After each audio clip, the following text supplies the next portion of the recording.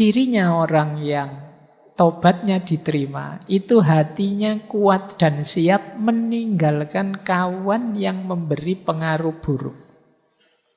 Saya ambil dari Syekh Abdul Qadir Jailani, dari kitab beliau Hunyah.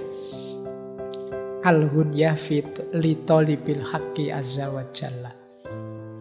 Indikator kalau kita tobat diterima atau tidak. Nah, ini Syekh Abdul Qadir Jailani punya teori menarik.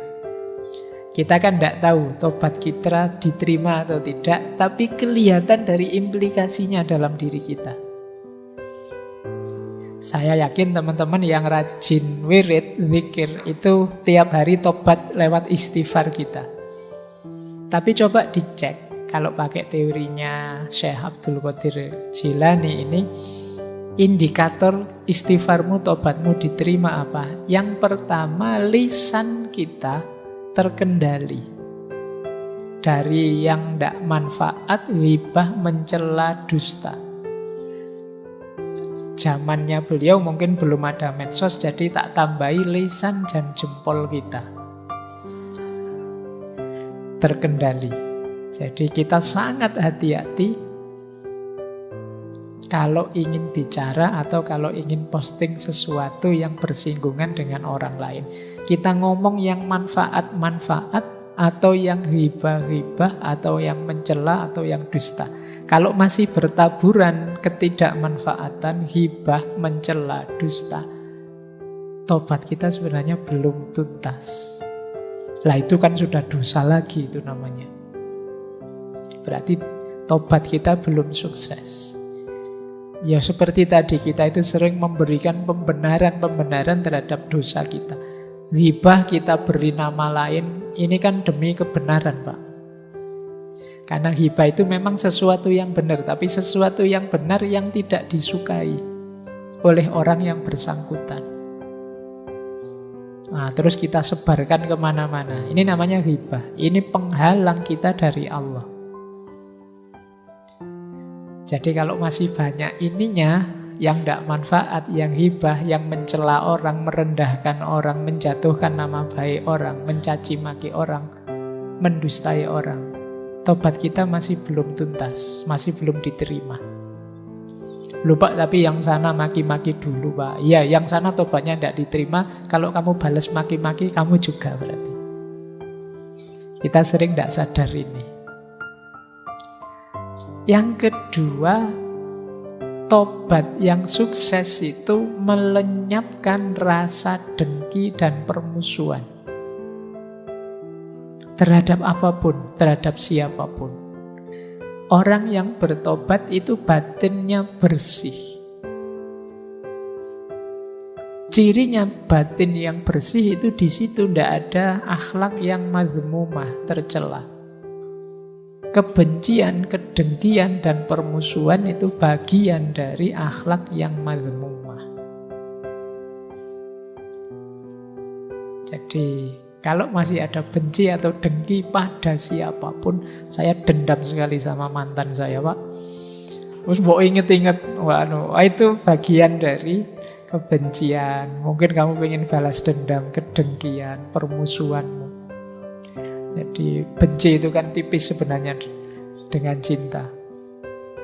Sibuknya sama kayak orang mencintai. Cuma kalau dengki, benci, kamu sibuk menjatuhkan, sibuk mencari kejelekannya. Kalau cinta, kamu sibuk mencari yang membahagiakan dia. Repotnya sama. Benci kadang-kadang lebih repot. Makanya kata Imam Ghazali, di antara jalan muhasabah, kalau kita kesulitan muhasabah yang baik seperti apa, wong kita tidak punya kemampuan berpikir sendiri, ambillah pelajaran dari musuh saja. Orang yang benci kita, orang yang dengki kita. Karena biasanya orang yang benci kita itu sibuk mencari kesalahan kita. Alhamdulillah loh, kita dicarikan salah kita di mana. Kita mencari sendiri tidak bisa.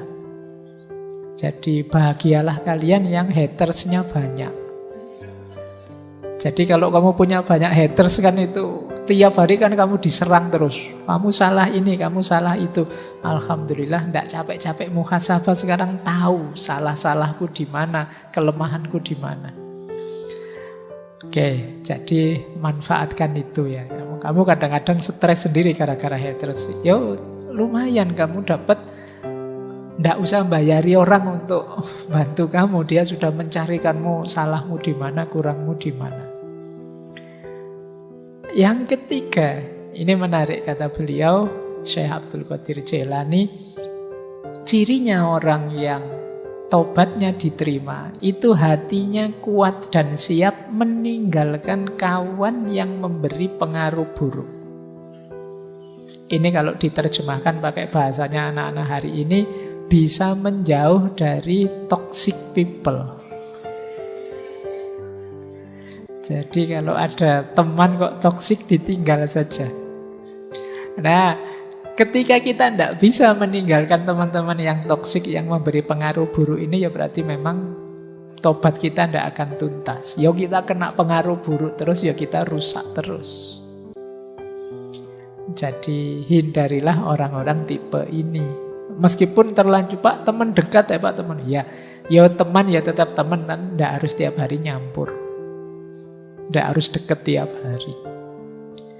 Jadi belajarlah LDR-an, meskipun hanya dengan teman. Apalagi teman yang toksik. Jadi yang merusak saja, yang menyulitkanmu saja. Karena ya kalau temanmu sangat berpengaruh padamu, sementara pengaruhnya negatif, ya sulit kamu menuntaskan aktivitas tobatmu. Yang keempat, indikator tobatmu diterima itu rasanya kamu belum siap mati terus. Maksudnya apa? Kamu merasa kurang terus. Wah, ini masih belum imbang, amalku masih belum banyak, dosaku masih lebih besar. Jadi mati rasanya kok belum siap terus. Bukan belum siap mati karena saya belum kawin ya Pak, saya belum, bukan itu. Belum siap matinya karena merasa amalku belum cukup. Kebaikanku masih kalah banyak dengan keburukanku, dengan dosaku. Nah ini berarti kalau kita masih merasa begitu, indikator bahwa tobat kita sudah mulai beres. Sudah mulai sungguh-sungguh. Belum siap mati, menyesal terus, ingin mohon ampun terus. Nah, jadi ini 4 indikator diterimanya taubat.